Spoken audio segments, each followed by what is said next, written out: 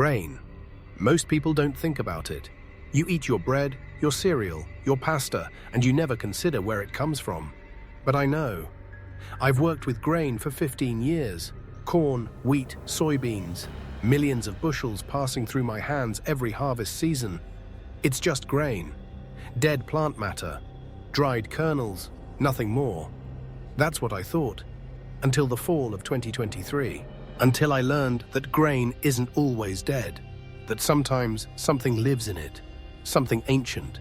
Something that's been traveling with grain for thousands of years. Waiting, feeding, growing. My name is Marcus Hayes. I'm the operations manager at the Riverside Grain Elevator in Keokuk County, Iowa. Or I was. I don't work there anymore. Nobody does. The elevator's been condemned, sealed, declared a hazardous site. The official story is structural failure. Grain dust, explosion risk, safety violations. That's what they tell people. But that's not the truth. The truth is so much worse. And I'm the only one left who knows it, because I was there. I saw what happened. I saw what came out of the grain. And I barely escaped with my life. September 15th, 2023. Friday afternoon, I was in my office at the elevator going over the harvest projections. It was going to be a big year. Iowa had perfect weather, plenty of rain in spring, hot, dry summer. The corn was excellent. Farmers were expecting record yields, which meant we'd be moving a lot of grain. The Riverside Elevator was one of the biggest in Keokuk County, built in 1967. Concrete structure, 8 bins. Total capacity, 2 million bushels.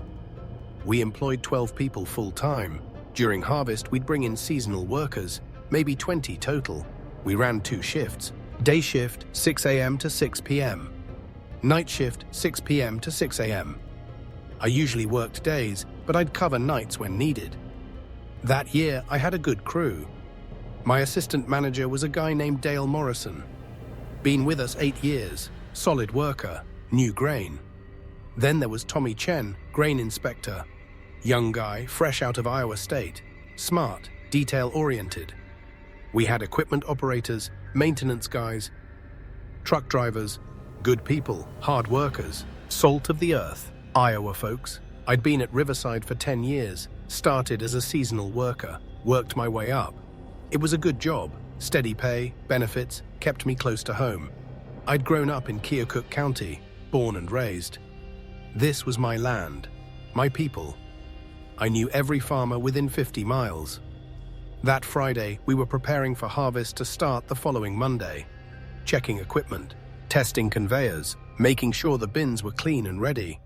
Dale came into my office around 3 p.m. "Marcus," he said, "we got a problem with bin 4. "What kind of problem?" "The sweep auger's jammed. Won't turn. Might be leftover grain from last season. Want me to send someone in to clean it out?" "Yeah. Get Tommy. He's certified for confined space entry, and make sure he follows protocol, full harness, air monitor, radio contact. I know the drill." Dale left. I went back to my paperwork. Didn't think anything of it. Augers jam sometimes, usually just some compacted grain or a foreign object. Easy fix.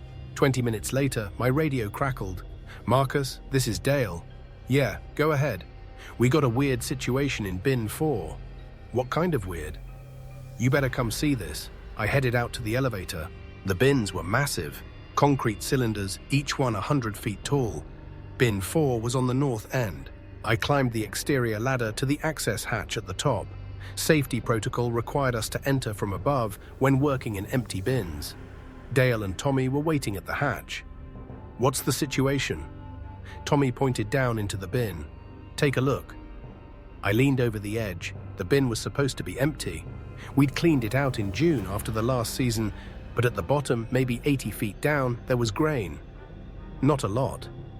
Maybe a foot deep, but definitely grain. How the hell did that get in there? "We cleaned this bin." "I know," Dale said, "but it's there, and look at it." I looked closer. The grain was moving, not flowing, not shifting like grain does when disturbed. Moving, writhing, like it was alive. "What the fuck?" "That's what I said," Tommy muttered. I grabbed binoculars from the equipment locker, focused on the grain. It looked wrong. The color was off. Most corn is golden yellow, this was darker, almost gray, and the texture, it looked wet, slimy. Is that mold? I asked Tommy. I don't know, I've never seen mold that moves like that. We need to get a sample, test it. I'm not going down there, Tommy said flatly. Not until we know what that is. Smart call, let's use the sampling probe. We lowered a long probe, basically a hollow tube, down into the bin. When it hit the grain mass, there was resistance, like the grain was pushing back. We had to force the probe down. When we pulled it back up, it was coated in grain. But this grain was wrong. It was stuck together, clumped, like wet cement. And it smelled. God, it smelled. Like rot, like death, like something that had been buried and dug up. Dale gagged. What is that? I don't know. Tommy, bag this sample, get it to the ADGE extension office. I want a full analysis, mold, toxins, everything, and I want it Monday. Yes, sir. We sealed the hatch. I marked bin 4 as out of service. We'd deal with it after we figured out what we were looking at. That weekend, I tried not to think about it. Told myself it was just contaminated grain, something left over, something that had gone bad over the summer. But I couldn't stop thinking about the way it moved, the way it seemed almost purposeful. Monday, September 18th. Harvest began. The farmers started bringing in corn, truckload after truckload. We were running both shifts, moving grain constantly. Bin 1, bin 2, bin 3, bin 5, bin 6, bin 7, bin 8. All active, all filling. Just bin 4 stayed closed. Tommy got the lab results back Tuesday afternoon. He came into my office. His face was pale. What did they find? They can't identify it. Can't identify what? The organism in the sample. It's not any known mold or fungus. They said the cellular structure is completely foreign. They're sending it to Iowa State University for further analysis. But Marcus, they said we shouldn't handle it. Said it might be toxic. Great. Did they say how to dispose of it? They recommended incineration. Burn it at high temperature, make sure it's completely destroyed. All right, let's do that. Get a hazmat team in here this weekend. We'll clean out bin 4, incinerate everything, and sterilize the bin. I don't want this shit contaminating our good grain. Agreed. That night, the night shift reported strange sounds coming from bin 4. I wasn't there, but the shift supervisor, guy named Frank Peters, he called me at home. Marcus, sorry to wake you. What's wrong? It's bin 4. What about it? We're hearing sounds. From inside. What kind of sounds? Like breathing, heavy breathing, and movement. Frank, that bin is sealed. Nothing's in there. I know. But we're hearing it. Multiple guys have confirmed. It's coming from inside the bin. Check the seals, make sure there's no animals that got in somehow. We did, everything's sealed tight, but the sounds continue. I told him I'd come in first thing in the morning. Hung up, tried to go back to sleep. Couldn't, because I remembered the grain moving. The way it seemed alive. Wednesday morning, I was at the elevator by 5 a.m. Frank was still there, waiting. Show me. We climbed to the top of bin 4, put my ear against the sealed hatch. And I heard it, breathing, deep, slow, rhythmic, and underneath that, a wet sliding sound, like something moving through mud. Frank was right. Something was in there. We need to open it, I said. See what's going on. Marcus, I don't think that's a good idea. We don't have a choice. We can't have an unknown biological hazard in our facility. I'm opening it.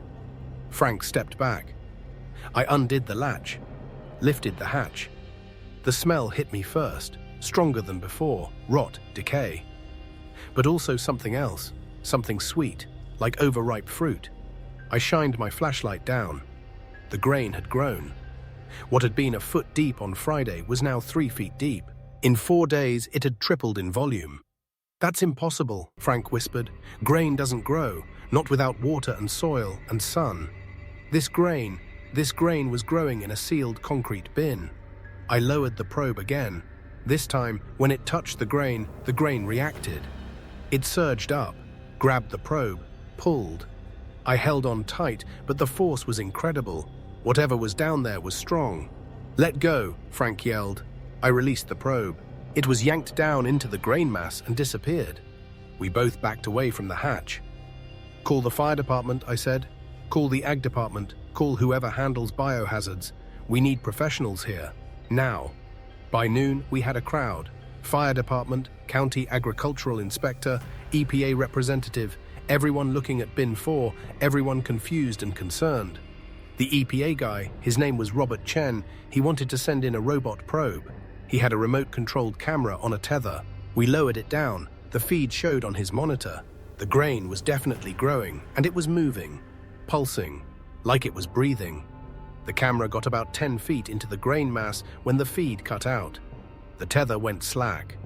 Whatever was down there had destroyed the camera. Robert looked at me. We need to seal this bin permanently and quarantine your entire facility until we understand what this is. You can't do that. We're in the middle of harvest. We have contracts. Farmers depending on us. Mr. Hayes, this is a potential environmental hazard. Unknown organism, possibly toxic. I have the authority to shut you down, and I'm exercising it, effective immediately. He made the call. By 2 p.m., the facility was shut down. All operations ceased.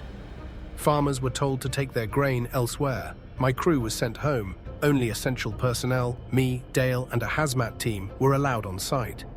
The hazmat team set up a containment tent around bin 4. They were going to attempt to extract the grain and incinerate it. But that night, something changed. I was in my office. Dale was in the control room. The hazmat team was in the tent. Around 9 p.m., I heard shouting. Ran outside. The tent was moving, bulging, like something inside was pushing out. The hazmat workers were backing away. One of them yelled, "It's coming out." The side of the tent split open, and the grain poured out. But it wasn't pouring like grain normally does. It was flowing, like water, like it was liquid. But it wasn't liquid. It was grain, individual kernels, millions of them, moving together with purpose. The grain flowed across the ground, toward the hazmat workers. They ran, but the grain was faster. It caught one of them, a woman. She screamed as the grain swept over her feet. Up her legs, she fell. The grain covered her. In seconds, she was completely buried. Her screams were muffled, then stopped. The other hazmat workers were running toward their vehicles. Dale and I stood frozen. The grain mass, now the size of a car, turned. It didn't have eyes, didn't have a face, but I could feel it looking at us. Then it moved, back toward bin 4.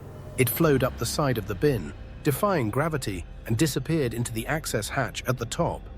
The bin sealed itself, the hatch clamped shut. We stood there, in shock. Then I remembered. The woman. We ran to where she'd been buried. There was a pile of grain on the ground. We dug into it, found her. She was alive, unconscious, but breathing. We pulled her out, called an ambulance. They took her away. The other hazmat workers left, refused to come back. The EPA guy, Robert, he evacuated, said he needed to call in specialists, said this was beyond his expertise. Dale and I were alone. "What the fuck was that?" Dale asked. "I don't know, but we need to get out of here. We can't leave. The facility's our responsibility." "Marcus, that thing just attacked someone. It's not safe." "You're right. But if we leave, if we abandon this, it might spread. We need to contain it." "How?" "We don't even know what it is." "I have an idea. My granddad worked at this elevator, back in the 70s.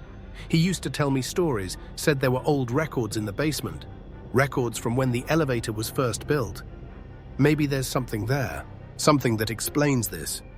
It's worth a shot." We went to the basement, found the old filing cabinets, started digging through yellowed papers, maintenance logs, purchase orders, employee records, and then we found it. A letter, dated October 1967, from the original elevator manager, a man named Eugene Kowalski, to the corporate office. The letter read, "I am writing to report an incident that occurred during initial grain storage operations. On October 12th, we received a shipment of corn from a farm in Marshall County. The corn appeared normal upon visual inspection. However, upon storage in bin 4, unusual phenomena were observed. The grain seemed to move of its own accord. Several workers reported hearing sounds emanating from the bin. Breathing, whispering. I ordered the bin emptied. During the emptying process, worker Joseph Metzger entered the bin to clear a blockage. He did not emerge. When we finally extracted the grain, we found his body. Cause of death was determined to be suffocation. However, the condition of the body was unusual. It appeared to be partially absorbed into the grain. The grain around him had taken on organic properties. After consultation with company lawyers, it was decided to seal the incident. Joseph Metzger's death was ruled an industrial accident. The grain in question was incinerated. Bin 4 was cleaned and returned to service. However, I must note, we may not have removed all of the contaminated grain. Some may remain in the bin infrastructure. In cracks, in crevices, I recommend against using bin 4 for storage, but corporate has overruled me. They say the bin is safe. I hope they are right. Signed, Eugene Kowalski. Dale looked at me. This has been here since 1967. Since the elevator opened, I think so. And I think we just woke it up by cleaning the bin, by disturbing it. We activated it, and now it's growing again. What do? We finish what Kowalski started. We incinerate it. All of it, the whole bin. How? We have grain dust in that bin. If we ignite it, it'll explode, I know, and it'll take the whole elevator with it. Maybe. But it might also kill this thing. Whatever it is. Marcus, if we blow up the elevator, we're out of jobs. We might be criminally liable. And we'll destroy a 60-year-old facility worth millions. If we don't, this thing will keep growing. It already killed one person in '67. It attacked that hazmat worker today. How many more people have to die before we act? Dale was quiet, then he nodded. All right, how do we do this? We need to create an ignition source inside bin 4, but we can't go inside. That thing will kill us. We do it remotely. Flare, delayed ignition, we set it, seal the bin, and run. When do we do this? Tonight, before more people get involved. Before this thing spreads beyond the bin. We spent the next 3 hours preparing, found road flares in the emergency supplies, rigged Azima using a cheap alarm clock and some wire. Basic but effective. At midnight, we climbed to the top of bin 4. The hatch was still sealed, but we could hear it, the breathing. Louder now, and voices. Faint, whispering, calling. Marcus, Dale, come down, come join us. Come feed us. We're so hungry. Dale's hands were shaking. That's not real, right? We're not actually hearing that. We're hearing it. I don't know if it's real or in our heads, but we're hearing it. I opened the hatch. The smell was overwhelming. The grain had grown even more. It was now 15 feet deep. In less than a week, it had gone from 1 foot to 15 feet. At this rate, it would fill the entire bin in days. We lowered the flare device on a rope, slowly, carefully. The grain watched us. I could feel it watching, even though it had no eyes. When the device was about 5 feet above the grain surface, the grain reached for it. Tendrils of grain, somehow solid, somehow able to move and grab. We jerked the rope. The device swung out of reach. Come down, the voices whispered. We need you. We're so close to being whole. Just a few more bodies. And we can leave this place. We can spread. We can cover the earth. I looked at Dale. Lower it fast. Then we cut the rope and run. We dropped the device. It fell into the grain. Disappeared. We slammed the hatch shut, sealed it. The timer was set for 5 minutes. We climbed down the exterior ladder as fast as we could. Got to the ground, ran to my truck. Dale, get in. We need to get at least a quarter mile away. We drove, got to the edge of the property, stopped. Waited. The minutes ticked by. Nothing happened. Did it work? Dale asked. I don't know. Maybe the grain smothered the flare, maybe. Then the explosion. Even from a quarter mile away, it was deafening. Bin 4 erupted. The top blew off. Concrete chunks flying hundreds of feet into the air. Fire roared up. A pillar of flame shooting into the night sky. The shockwave hit us, shook the truck. Windows rattled. Then came the secondary explosions. Bins 3 and 5, the ones adjacent to bin 4, they went up too. Grain dust from those bins ignited. More fire, more destruction. We watched the elevator burn. The concrete structures cracking from the heat, collapsing, the steel framework twisting, melting. It burned for hours. Fire department came, couldn't do much. Just let it burn, contained the fire to the elevator itself, kept it from spreading to nearby properties. By sunrise, the Riverside Grain Elevator was gone, reduced to rubble and ash. The fire marshal wanted answers. The sheriff wanted answers. The corporate office wanted answers. I told them the truth, mostly, said we'd discovered a biological contamination in bin 4, said we'd tried to contain it, said there must have been a spark, an ignition source, an accident. They investigated, found the remains of our device, knew it wasn't an accident. I was arrested. So was Dale. We were charged with arson, destruction of property, reckless endangerment. The trial was scheduled for January 2024, but something happened before the trial. In November, about 6 weeks after the fire, farmers started reporting problems. Their grain bins, home storage, small silos, they were finding contaminated grain, grey, slimy, moving. The county ag office investigated, found the same organism we'd found in bin 4. It had spread, despite the fire, despite everything we'd done. It was in the grain supply. My lawyer used this in my defense, said we'd been trying to stop a biological threat, said we'd acted to protect the community. The charges were reduced. Dale and I pled guilty to reckless endangerment, got probation, community service, no jail time, but we lost our jobs, lost our reputations, became the guys who blew up the elevator. I didn't care, because I knew the truth. The thing from bin 4 was still out there, still spreading. In December, the CDC got involved. They quarantined 3 counties in Iowa, banned the sale and transport of grain from the affected areas. But it was too late. The organism had already spread beyond Iowa. January 2024, reports from Nebraska, Illinois, Minnesota, farmers finding the same contaminated grain, the same grey moving mass. The USDA tried to keep it quiet, didn't want to cause panic, didn't want to crash the grain markets, but the information leaked. By February, it was international news, the grain blight they called it. An unknown organism contaminating the US grain supply. Scientists scrambled to understand it, to find a way to kill it, but every attempt failed. Fire didn't work. We'd proven that. The organism survived temperatures that should have sterilized it. Chemicals didn't work. It adapted, evolved, became resistant. Radiation didn't work. It actually seemed to thrive on it. And it kept spreading. By March 2024, it was in 20 states. All across the Midwest, the agricultural heartland of America. Grain silos were being abandoned, burned, sealed, but it wasn't enough. The organism was in the soil now, in the fields, waiting for the next planting season. I started having dreams. Every night, the same dream. I'm standing in a grain field, Iowa, corn as far as I can see. But the corn is wrong. It's grey, and it's moving. Swaying without wind.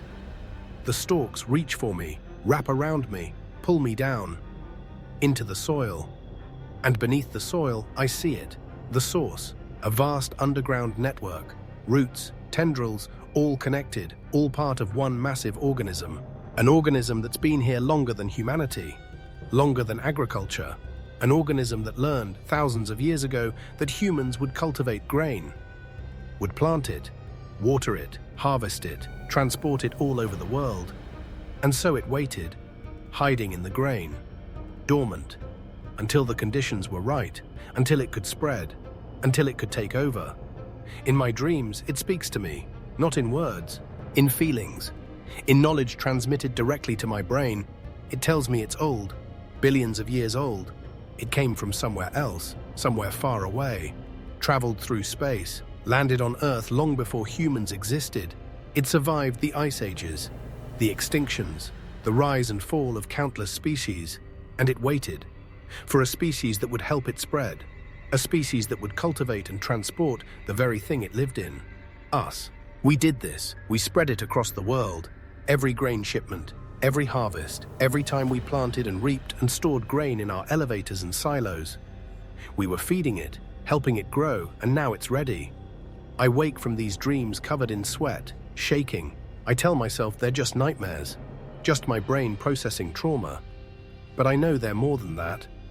I know because I've started seeing it during the day in grocery stores. Bread on the shelves, cereal in boxes, pasta in bags.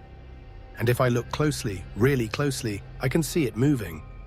The grain, writhing, waiting. Most people don't notice. They buy their food, eat it, never suspecting. But I know, and I'm not the only one. There are others. People who worked at grain elevators, farmers, agricultural inspectors. We're connected now. We can feel it, the organism, growing, spreading, taking over. We try to warn people, but who listens? We're the crazy ones, the conspiracy theorists, the doomsayers. The media calls it the grain blight, a fungus, a blight, something natural, something that can be controlled.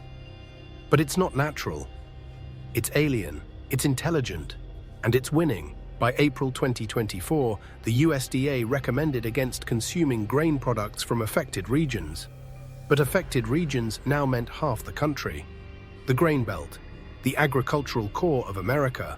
The global food supply was threatened. Other countries banned imports of American grain. Markets crashed. Farms went bankrupt. The government tried to manage the crisis. Set up alternative supply chains, imported grain from South America, Australia, but the organism was already there too. Turns out we'd been exporting it for years. Every shipment of American grain to foreign markets, every container of corn or wheat or soybeans. We'd been spreading it globally. And now it was everywhere.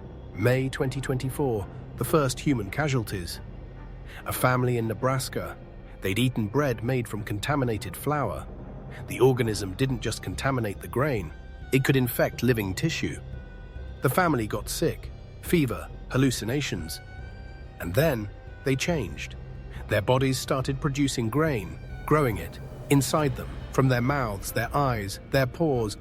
They died screaming, choking on grain growing from inside their own throats. The CDC quarantined the town, but it was too late. The organism could transmit human to human, through spores, through contact, through the air. By June, there were outbreaks in 15 states, thousands infected. The grain plague, the media called it. Martial law was declared in affected areas. The military moved in, tried to contain it, but you can't fight grain. It's everywhere. In the soil, in the storage facilities, in the food supply. You can't bomb it, can't shoot it, can't stop it. I left Iowa in July, headed east, away from the grain belt, toward the coast, where they don't grow grain, where maybe, just maybe, I'd be safe. But I know I'm not safe. None of us are, because the organism is patient. It's been waiting for billions of years. It can wait a little longer. It doesn't need to kill us all at once. It just needs to outlast us.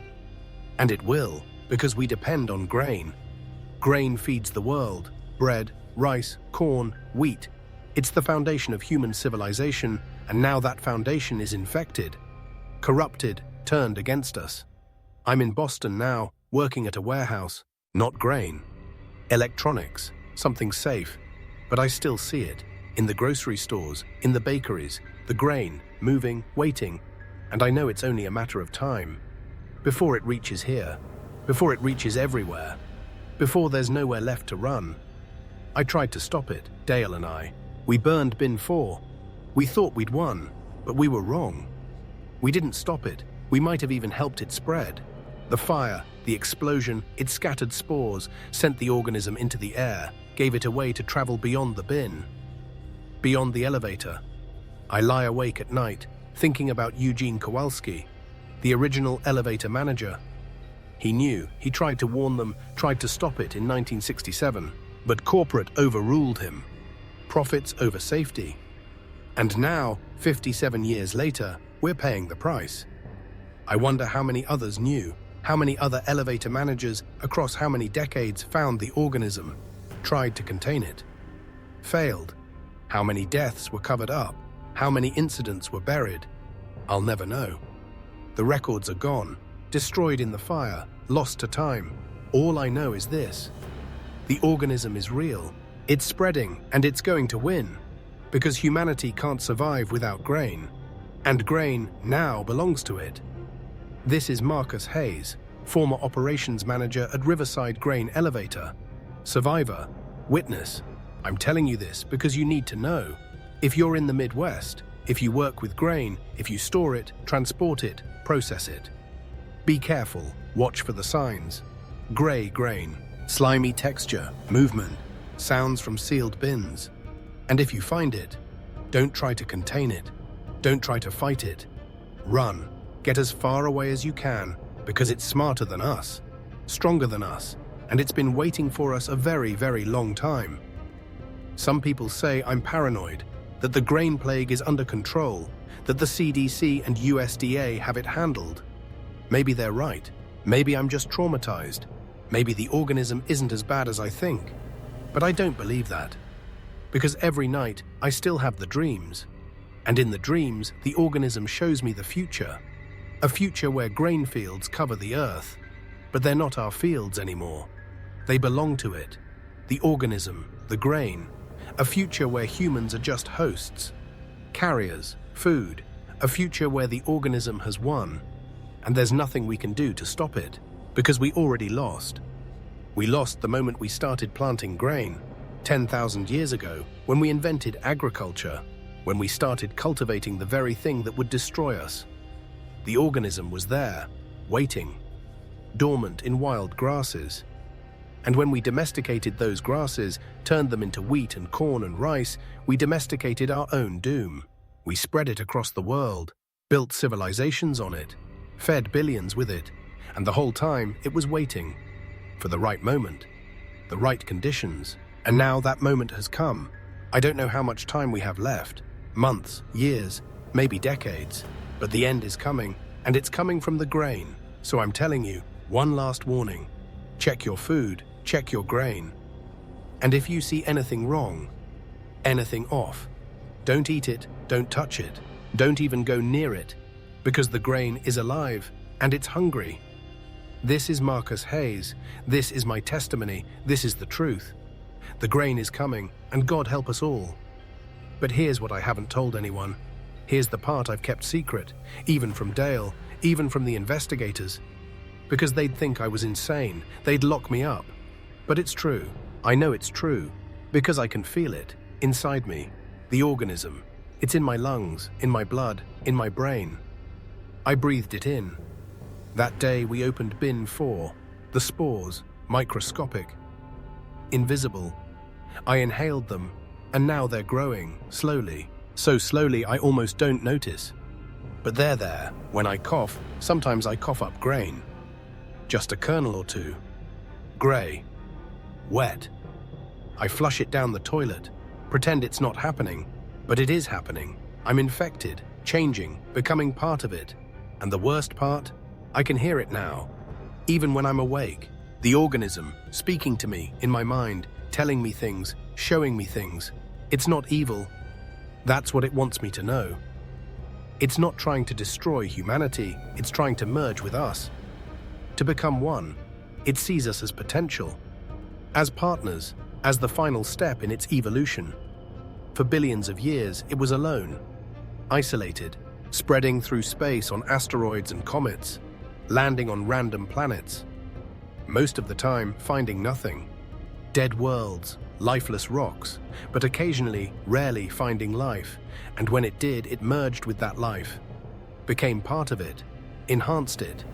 On Earth, it found grain, wild grasses, simple plants. It merged with them, improved them, made them more resilient, more productive. And then it waited for something intelligent, for something that would cultivate those plants, for us. We think we domesticated grain, but maybe it's the other way around. Maybe grain domesticated us. Maybe the organism guided our evolution, pushed us toward agriculture, toward civilization, toward spreading grain across the entire planet. And now the final step, merging with us directly, not killing us, transforming us, making us part of the network, part of the organism, part of something greater. That's what it tells me. That's what it shows me. In the dreams, in the visions, a future where humanity and the organism are one, where we're connected, all of us, every human on Earth, linked through the grain, through the organism, a hive mind, but not a slave mind, a shared consciousness. We keep our individuality, our thoughts, our memories, but we're also connected to each other, to the earth, to the organism, to everything. No more loneliness, no more isolation, no more miscommunication or misunderstanding. We'd be one, and we'd be powerful. We could heal the planet, reverse climate change, end hunger, end disease, end war. Because we'd all be connected. We'd all understand each other. We'd all be working toward the same goal. Survival, evolution, transcendence. That's the offer. That's what the organism wants. Not to destroy us. To uplift us. To make us more than we are. And all we have to do is accept it. Stop fighting. Stop running. Eat the grain. Breathe the spores. Let it in. Some people already have. The ones who got infected. The ones who died. They didn't die. That's what the organism tells me. They transformed. They're still there, still conscious, but changed. Better, stronger. Part of something greater. I don't know if I believe it. Don't know if it's telling the truth. Or if this is just how it spreads. By convincing us. By making us willing. But I know this. I'm running out of time. The grain inside me is growing. Soon I'll have to choose. Fight it. Try to cut it out. Burn it out. Kill it and maybe kill myself in the process. Or accept it. Let it grow. Let it change me. Become part of the network. Part of the new world. I don't know what I'll choose. But I know I have to choose soon. Because the grain won't wait. It's patient, but not infinitely patient. And it's already inside me. Growing. Spreading. Taking over. This is Marcus Hayes. And this might be my last message as myself. As a human. If you're hearing this, if you're reading this, please, remember me, remember who I was, before the grain, before the change. Remember that I tried to stop it, I tried to warn you, I tried to save us, but I failed. And now I'm becoming part of it, part of the thing I fought, part of the thing I feared. Maybe I'll see you on the other side, when you accept it too, when you become part of the network. Or maybe this is the end. Maybe I'm wrong. Maybe the organism is lying. Maybe I'll die, really die, and there's nothing after. I don't know, but I'll find out soon. We all will. Because the grain is coming. It's already here, in your food, in your fields, in your lungs. And soon, very soon, we'll all have to choose. Fight or accept, die or transform, resist or evolve. I can feel it now. The grain, moving inside me, in my chest, my throat, growing. I don't have much time left. Hours, maybe days. So I'm leaving this record, this testimony, this warning, to whoever finds it, to whoever's left. The grain is alive, the grain is intelligent, the grain is taking over. And maybe, just maybe, that's not the worst thing. Maybe it's what we need. Maybe it's what we've always needed. Connection, unity, purpose. Or maybe I'm just infected. Maybe my brain is compromised. Maybe nothing I'm saying is true. Maybe it's all lies, planted by the organism, to make me compliant, to make me spread it further. I don't know anymore. I can't trust my own thoughts, can't trust my own perceptions. All I know is the grain is inside me. And soon I won't be me anymore. I'll be us. We. The network, the organism, the grain. This is Marcus Hayes. Operations Manager, Witness, Victim, Host. This is my last message, my last warning, my last words as a human being. Remember me, remember us all. Remember what we were, before the grain, before the change, before the end, or the beginning. I don't know which it is anymore, but I know it's coming. And there's nothing we can do to stop it. The grain wins. The grain always wins, because we need it. And now it needs us too. Goodbye, and good luck. You're going to need it.